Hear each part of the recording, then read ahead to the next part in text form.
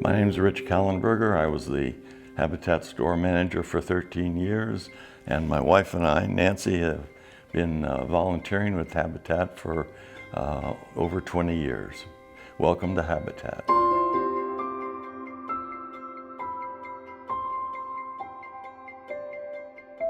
I'm in a group that meets on Mondays. Various forms of this group have been meeting for over 20 years. We're kind of noted for our coffee breaks. But I got involved because he was involved, and while I was still working full-time, I helped him in just various ways, and have stuck with my volunteer at the store. Actually, I had been interested in Habitat even when we lived in California, but the build sites were quite a distance from where we were, and it really wasn't practical to work on site. And then when I got here, I saw there could be a more direct connection, and I got in touch with John Van Bell, and he came to my house right away to talk to me. And at the beginning, they had a lot of donated and otherwise materials sort of spread all over town in borrowed warehouse space. And so the first issue was to try to get a handle on where all this stuff was and what it was and whether it could be used.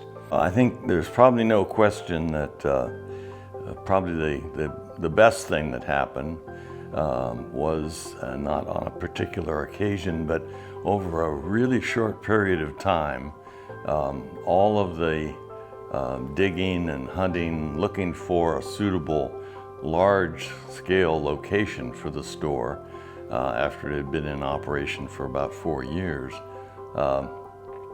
everything suddenly kind of came together in the space of about a month. The property that was suitable and was available, the building, which is a story in itself, and eventually the financing and the means to do that. That was really a God thing. It just all fell into place just when it needed to. We went looking for another location, and we found a building that was larger, and it was available for lease on Meade, 202 West Meade. There's a gentleman in Sunnyside owned it, and so we were able to lease that building, and it had pretty good secure yard space.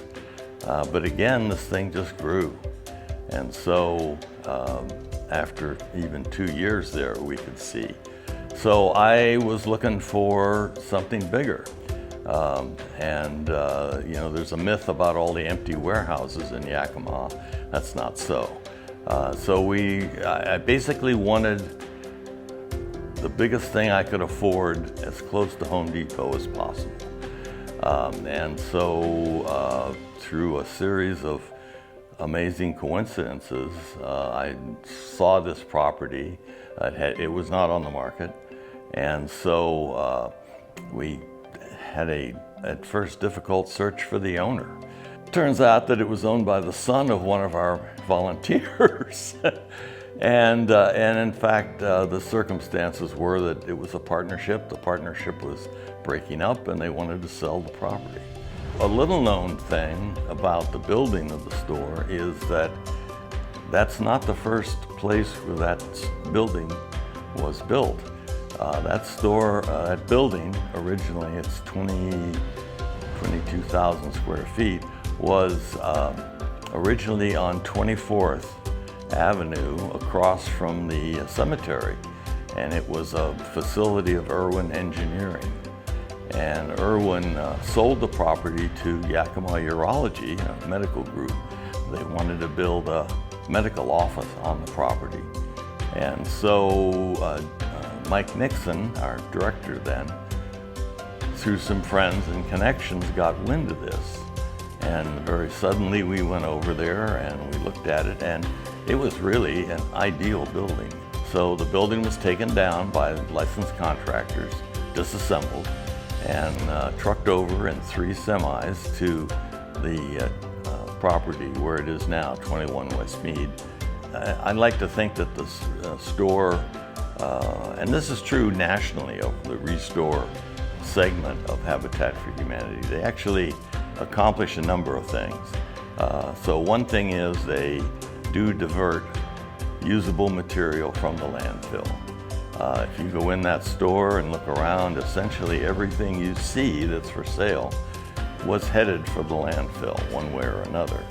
The second thing is it provides a place for low-income folks to buy suitable and usable building materials at a lower cost. So that's important too. It also helps fund Habitat for Humanity's building programs.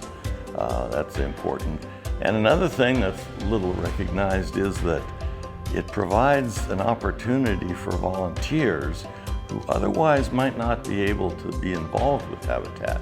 Not everybody can climb up a ladder and swing a hammer and lift an 80-pound bag of cement. So a lot of the volunteers that work at the store, this is their main contact with Habitat for Humanity, and it's the way that they can contribute meaningfully.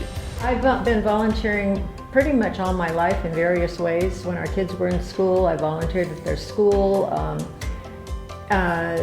all kinds of ways, and in our church. And when he started doing things with Habitat and would ask me for help, I was willing. I always love adventures, so it's been a real adventure, and the friends I've made, and just the activity is fun, and I feel like I'm contributing something.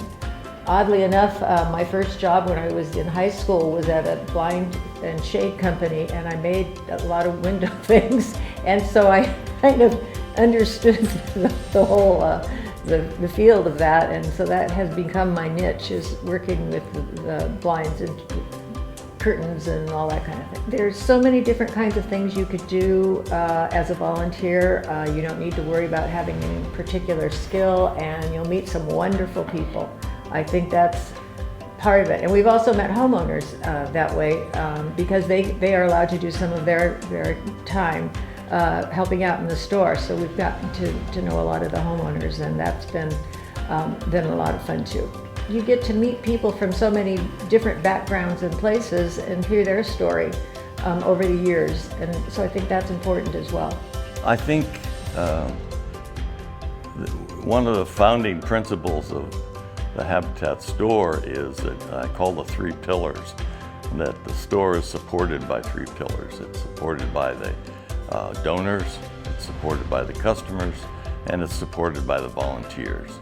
And I've worked in a number of different charity operations, and frankly, the store could not really make money without the volunteers. So it's important to keep the volunteer base strong, and there's a saying that the reason 90% of volunteers volunteer is because someone came and asked them to. Flyers, brochures, events, that's all great, but most people volunteer because a friend asked them if they would like to try that. And so that's, I think, the most important thing.